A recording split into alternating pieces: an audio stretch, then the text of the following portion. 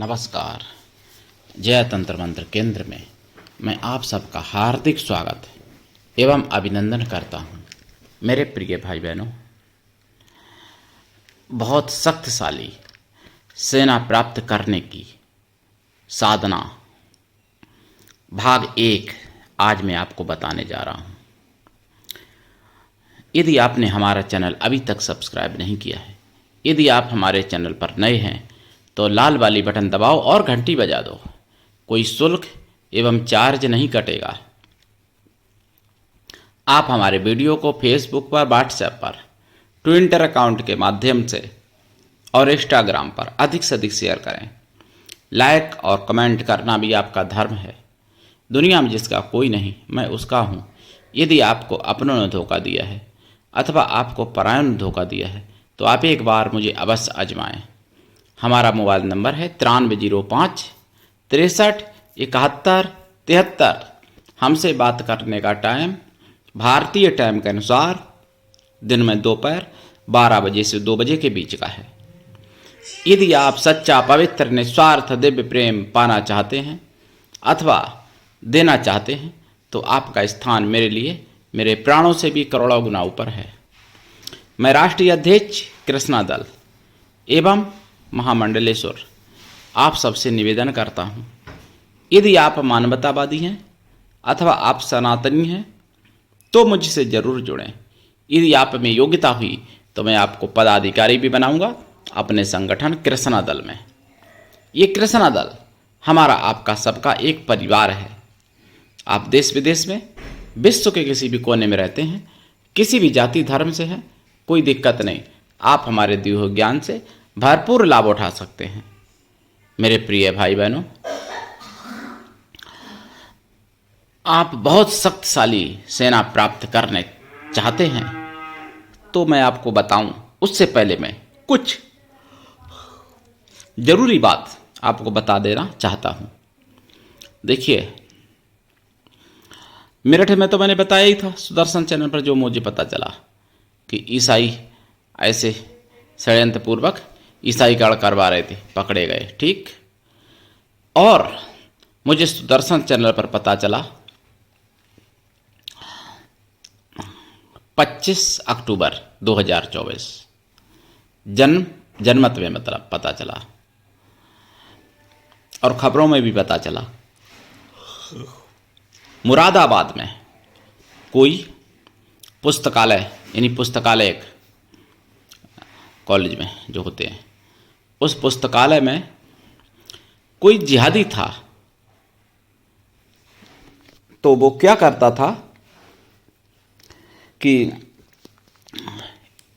हिंदू छात्राओं को, हिंदू बच्चियों को, हिंदू बहनों को पुस्तकें, यानी इस्लामी साहित्य पढ़ने को ज़्यादा प्रेरित करता था। और फिर उसके बाद में इस्लामी लड़कों के साथ बैठना उठना, इस्लामी लड़कों के प्रति आकर्षण पैदा करना, उन लड़कियों के अंदर, हिंदू लड़कियों के अंदर इस्लामी लड़कों के प्रति दोस्ती का भाव जगाना और इस्लामी लड़कों से दोस्ती करने के लिए कहना हिंदू लड़कियों से, ये सारा काम वो करता था। जबकि कहने को पढ़ा लिखा था। पढ़े लिखे मुसलमान जो होते हैं ना, तो वो पढ़े लिखों को टारगेट करते हैं, ये बात ध्यान रखना। मैंने बोला ना, कई बार बोला कि वहाँ सारे के सारे ऐसे ही हैं। अगर नहीं ऐसे हैं तो अच्छे मुस्लिम आते क्यों नहीं, विरोध क्यों नहीं करते गलत चीज़ों का। तो ये बात समझनी पड़ेगी। जबकि उस अधिकारी के प्रति 6 महीना पहले भी छात्रों ने शिकायत की, तब भी उस पर कोई कार्रवाई नहीं हुई। क्यों नहीं कार्रवाई हुई? कि वो इस्लाम था। अगर हिंदू होता तो कार्रवाई हो जाती। फिर दोबारा फिर उसने यही किया। कुछ समय के लिए उसने छुट्टी ले ली थी लंबी, उसके बाद दोबारा आया पुस्तकालय में, फिर अपना यही कार्य करना चालू रखा उसने। तो वहाँ जिहाद हर प्रकार के करते हैं, चाहे मजदूर हों, चाहे पढ़े लिखे हों, चाहे अनपढ़ हों, चाहे मास्टर हों, चाहे अभिनेता हों, चाहे नेता हों, चाहे कोई भिखारी हों, कोई भी हो, वहाँ पर जिहाद हर प्रकार से लोग करते हैं। हिंदुओं से जिहाद करते हैं, हिंदुओं के प्रति। अब दूसरी बात मैं बता दूं, दुर्भाग्यपूर्ण घटना और ये दुर्भाग्य हिंदुओं का आज मैं बताने जा रहा हूँ। उत्तरकाशी, उत्तराखंड, कहने को डबल इंजन की सरकार, अब मैं तथाकथित डबल इंजन की कहूँ क्या कहूँ मुझे नहीं पता, आप लोग समझ जाइएगा। माननीय पुष्कर सिंह धामी ने कहा था कि यहाँ पर लैंड जिहाद और कोई जिहाद नहीं चलेगा, देवभूमि को मैं दानव भूमि नहीं बनने दूंगा। उनके कहने का मतलब था देवभूमि की रक्षा करूंगा। लेकिन उत्तरकाशी में अवैध मस्जिद बनी, अवैध मस्जिद सरकार ने सपोर्ट किया, शासन प्रशासन ने, तभी बनी होगी, नहीं तो अवैध जगह पर कोई झोपड़ी नहीं बना सकता, मस्जिद कैसे बन गई। और उसके बाद जब हिंदुओं ने वहाँ विरोध किया तो ध्यान रखना, सुन लेना बहुत ध्यान से, हिंदुओं के ऊपर लाठी चार्ज हुआ। उत्तरकाशी में, देवभूमि में, उत्तराखंड में पुष्कर सिंह धामी की सरकार, और केंद्र में तो माननीय प्रधानमंत्री मोदी जी हैं। तो उत्तराखंड में, उत्तरकाशी में, काशी यानी उत्तरकाशी तीर्थ देवभूमि के अंदर, अब वहाँ पर लाठीचार्ज होती है तो हिंदुओं के ऊपर होती है, जो धार्मिक हिंदू, सच्चे असली अच्छे हिंदू होते हैं उनके ऊपर। अब किस लिए होती है, उन्होंने गलत काम का विरोध किया। तो हिंदुओं समझ लो, अगर आप एकजुट नहीं होगे तो ऐसा ही होगा तुम्हारे साथ। ये मत सोचो कि तुम्हारा नंबर नहीं आएगा, हर जगह होगा, क्योंकि शासन प्रशासन भी मिला हुआ है उनसे। बैराज में भी लाठीचार्ज हुई हिंदुओं पर, और देखो राम गोपाल मिश्रा जी को मतलब मौत का कारण बन गई लाठीचार्ज हिंदुओं के ऊपर, और हिंदू भी बहुत घायल हुए थे, चोट लगी थी। तो ये बात आपको समझनी पड़ेगी। और 25 अक्टूबर को बिंदास बोल में मैंने सुना राम गोपाल मिश्रा जी की पत्नी यानी बहन रोली मिश्रा बोल रही थी कि 3 महीना हुए थे मात्र शादी के लिए, शादी हुए राम गोपाल मिश्रा से, लेकिन वो बहुत वीरांगना है बहन। ऐसी बहन को मैं सत बार चरणों में नमन करता हूँ, जिन्होंने कहा है कि मैं अंतिम सांस तक लड़ूंगी अपने पति के प्रति, जब तक न्याय नहीं मिलेगा कदम नहीं रुकेंगे, और बोलते भी रहेंगे और आगे बढ़ते भी रहेंगे, ऐसा बोला है। धन्यवाद है ऐसी बहन को, और ऐसी बहनों को धन्यवाद ही नहीं, उनको तो सत बार नमन है, उनके चरणों में मेरी तरफ से सत बार नमन है। और उन बहन के मैं साथ हूँ, अगर मेरी कोई आवाज़ वहाँ तक पहुँचा सके तो पहुँचा देना इस वीडियो को राम गोपाल मिश्रा के परिवारजनों को। उनको मैं, राम गोपाल मिश्रा की जो पत्नी है मेरी बहन रोली मिश्रा, उनको मैं निःशुल्क तो मैं देता ही हूँ, लेकिन मार किसी को नहीं सिखाता हूँ, लेकिन उनको मैं निःशुल्क पूर्ण मारण विद्या सिखाऊंगा। मारण विद्या, शत्रुओं का सर्वनाश कर दो जिहादियों को। राम गोपाल मिश्रा के परिजन कोई भी अगर सीखना चाहेंगे मारण विद्या, तो उनको मैं बिना कुछ विचार किए मारण विद्या सिखाऊंगा। बहन रोली मिश्रा को, या उनकी राम गोपाल मिश्रा की जो बहन है उनको, या जो भी सीखना चाहेगा उनके परिवार में, कुछ उनसे प्रश्न उत्तर करने के बाद, कुछ उनको नियम बताने के बाद उनको मारण विद्या सिखाऊंगा, जो शत्रुओं पर प्रयोग करें और शत्रुओं को ख़त्म करें, जिन्होंने राम गोपाल मिश्रा जी को मारा है। अगर उन तक वीडियो पहुंचा सको तो पहुंचा दो।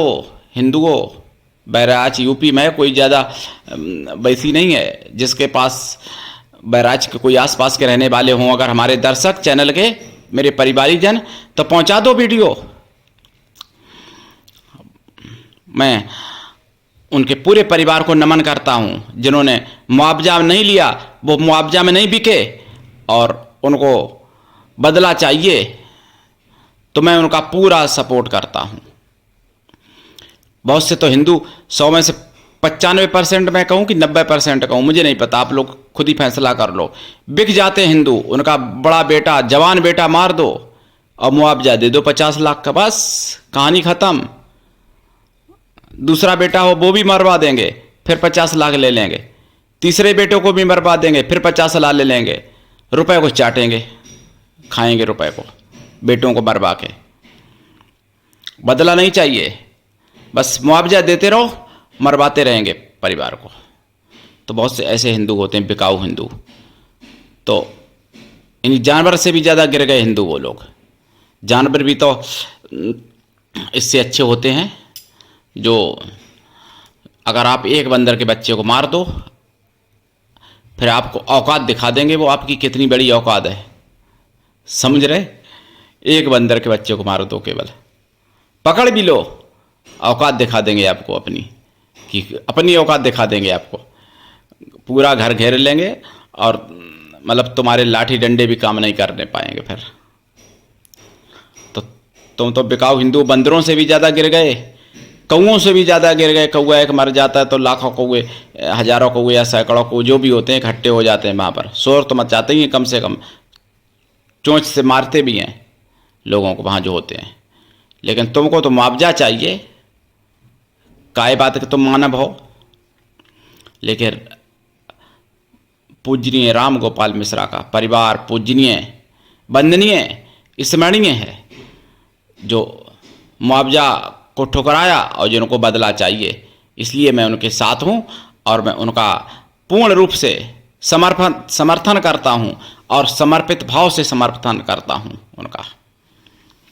मेरे प्रिय भाई बहनों, देखिए कई प्रकार की सेनाएं होती हैं। जैसे अगर आप नाग सेना की साधना करते हो तो नागों की सेना शक्तिशाली प्रकट होगी और आपको प्राप्त हो सकती है नाग सेना की कृपा से।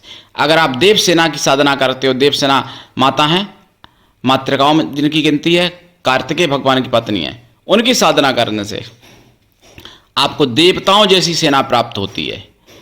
एक असुर सेना भी है, उनकी अगर आप साधना करते हो तो आपको राक्षसों की, असुरों की सेना प्राप्त होती है। अगर आप प्रेत सेना की साधना करते हो तो प्रेत सेना प्राप्त होती है। अगर आप ऋषि सेना की साधना करते हो तो ऋषियों की सेना प्राप्त होती है। अगर आप यक्ष सेना या गंधर्व सेना या किन्नर सेना या विद्याधर सेना की साधना करते हो तो विद्याधर सेना या गंधर्व सेना, यक्ष सेना, किन्नर सेनाएं प्राप्त होती है। और अगर आप बड़े बड़े महाराजाओं की साधना करते हो जो अमर हैं तो आपको मानवीय, शुद्ध दिव्य मानवीय सेना प्राप्त होती है, आपको बता दूं। और अगर आप गुहक या बैताल सेना की साधना करते हो तो बैताल सेना प्राप्त होती है। अब आप कहोगे कि काल्पनिक नाम है। काल्पनिक नाम नहीं मैंने बनाया। इनमें क्या था कि जो वहाँ के सबसे बड़े राजा हुए या सेनापति हुए, उनकी जो पुत्री थी उनका नाम रखा गया। जैसे नाग सेना, जैसे गंधर्व सेना, जैसे यक्ष सेना, जैसे प्रेत सेना इत्यादि। तो उनकी साधना से वो शक्ति तो मिलती ही है और उसके से संबंधित सेना भी प्राप्त होती है, शक्तिशाली सेना। लेकिन दीक्षा लेके साधना करना चाहिए। बिना दीक्षा के कभी भी किसी भी प्रकार की साधना में सफलता नहीं मिलती है। गुरु ऐसा हो शिष्य से कुछ भी ना ले, लेकिन शिष्य भी ऐसा हो जो गुरु को सब कुछ दे, गुरु के लिए पूर्ण समर्पित रहे, गुरु की सारी बात माने। आजकल तो ऐसे ऐसे शिष्यों को मैं जानता हूं कि गुरु को मारण तक करने को तैयार रहते हैं। गुरु का मारण, गुरु को अपने पैरों के नीचे दबा के रखना चाहते हैं आज के शिष्य। तो ऐसे शिष्य भैया कुछ नहीं प्राप्त कर पाते हैं, नरक प्राप्त होता है उनको। अपने यश के आगे गुरु का यश भी मिटा देंगे, गुरु का सब कुछ मिटा देंगे अपने हित के लिए, अपना श्रेष्ठ बनने के लिए गुरु को नीचा भी दिखा देंगे और सब कुछ कर देंगे। तो ऐसे लोगों को केवल उनके जीवन में कलेश ही कलेश मिलता है और कुछ भी नहीं मिलता है, और मरने के बाद नरक मिलता है, चाहे वो कितने ही बड़े क्यों ना हो। तो मेरे प्रिय भाई बहनों, ये साधना कैसे करनी चाहिए? अगर देव सेना की साधना करोगे तो उत्तर दिशा में मुख करके करनी पड़ती है। असुर सेना की साधना में दक्षिण दिशा, और दानवीय सेना के साधना में भी दक्षिण दिशा। यक्ष सेना की साधना में दक्षिण दिशा भी कर सकते हो, पश्चिम भी कर सकते हो, उत्तर भी कर सकते हो, पूरब भी कर सकते हो। गंधर्व वैसे उत्तर सबसे अच्छा है यक्ष सेना की साधना में, और गंधर्व सेना में भी उत्तर या पूरब या दक्षिण या पश्चिम कोई भी कर सकते हो, लेकिन उत्तर ज़्यादा अच्छा है। किन्नर सेना के लिए उत्तर ज़्यादा अच्छा है, वैसे पूरब भी कर सकते हो, पश्चिम दक्षिण भी कर सकते हो। विद्याधरों की सेना के लिए पूरब सबसे अच्छी है, वैसे उत्तर भी कर सकते हो, दक्षिण पश्चिम भी कर सकते हो। और काला आसन तो सभी साधनाओं में चलता है, लेकिन देव सेना में लाल आसन चलेगा। माला लाल चंद्र या रुद्राक्ष या लाल हकीक या काला हकीक, पीला हकीक, सफेद हकीक भी चलेगा। तो बता दूंगा कौन सी साधना में कौन सा हकीक चलेगा, ठीक। और दीपक, इसमें सरसों के तेल का जलाना चाहिए, सरसों के तेल का दीपक, और वो भी दीपक में काली मिर्च का 1-2 दाना डाल दिया जाए, तब वो दीपक जलाया जाए तो ज़्यादा अच्छा है। सरसों के तेल का दीपक। अगर देव सेना की साधना करते हो तो घी का दीपक चलेगा, लेकिन काली मिर्च डाल दोगे तो ज़्यादा सफल होगा, शत्रु समाप्त हो जाएंगे। तो ये तो है साधना की बात। फिर साधना का दशांश हवन, तर्पण मार्जन भी करना पड़ता है, और मार्जन का दशांश पवित्र ब्राह्मण पत्नी स्वासिनी पतिव्रता स्त्रियों को भोजन कराते हैं, या फिर ब्राह्मण पवित्र कन्याओं को भोजन कराते हैं। कन्या स्त्रियां किसी भी जाति वर्ण की हो सकती हैं भोजन कराने के लिए, लेकिन वो मन से तन से पवित्र हों, शुद्ध शाकाहारी भी हों। साधना रात्रिकालीन है, साधना काल में खोया की मिठाई का प्रसाद रखें, पंचमेवा का प्रसाद रखें, और साधना के बाद प्रसाद खुद खा लें तो ज़्यादा अच्छा है। परिवार में बांट सकते हैं। साधना काल में लाइफ टाइम के लिए शाकाहारी बन जाएं, पहले से शाकाहारी अति उत्तम है। साधना काल में ब्रह्मचर्य व्रत, एक टाइम भोजन, भूमि शयन परम आवश्यक है। साधना, कुछ साधना ऐसी हैं इसमें जो 45 दिन में, 3 महीने में सिद्ध होती हैं। कुछ साधना ऐसी भी हैं जो 6 महीने में या 1 साल में, 2 साल में सिद्ध होती हैं। कुछ साधना ऐसी भी हैं जो 3 साल में सिद्ध होती हैं। अलग अलग सेनाओं के प्रकार से अलग अलग साधनाएं हैं इसमें, लेकिन ये निश्चित है कि आपको शक्तिशाली सेना मिलती ही मिलती है। अगर नाग सेना की करोगे तो नागों की सेना मिलेगी आपको। और प्रिय भाई बहनों, ये भी मैं बता दूं, ये साधना मैंने इस जन्म में अभी नहीं कर पाई है, पूर्व जन्मादि में मेरी की हुई अनुभूत प्रयोग है मेरा पूर्वादि जन्मों में, लेकिन इस जन्म में उसका न तो मैं प्रयोग कर सकता, न मैंने अभी की है, और मेरे अभी कोई शिष्यों ने भी नहीं की है ये साधना। लेकिन जो करेगा उसको मैं कराऊंगा। विद्या है, विधि है, मंत्र है मेरे पास, और पूरा विधि विधान है। दीक्षा लेते समय कुछ विधान मैं बताऊंगा जो यहाँ पर गोपनीय विधान रखा गया है, लेकिन कुछ मैं बता ही रहा हूं। साधना काल में अनुभव भी होते हैं, और अनुभव गुरु के अलावा किसी को नहीं बताना चाहिए। तो ये भाग 1 है। अगले भाग में मैं आपको देव सेना की साधना तो खैर हालांकि मैं पहले डाल भी चुका हूँ, लेकिन शक्तिशाली सेना, जिस प्रकार की सेनाएं चाहिए उस प्रकार की सेनाओं का मैं मंत्र भी बताऊंगा, अलग अलग मंत्र बताऊंगा अगले भाग में सारी सेनाओं के, कि क्या क्या आपको प्राप्त कर सकते हो। तो आप कर सकते हो, कोई दिक्कत नहीं है, लाभ उठा सकते हो। और जागते रहिए, जगाते रहिए। सनातन धर्म की आवाज़ है, जन जन तक पहुंचाते रहिए और साधना करिए, सनातन को आगे बढ़ाइए। मैं यही आपसे आशा रखता हूं, और यही मैं आपसे निवेदन भी करता हूं। मेरे प्रिय भाई बहनों, आज के लिए इतना ही। धन्यवाद। जय श्री राम।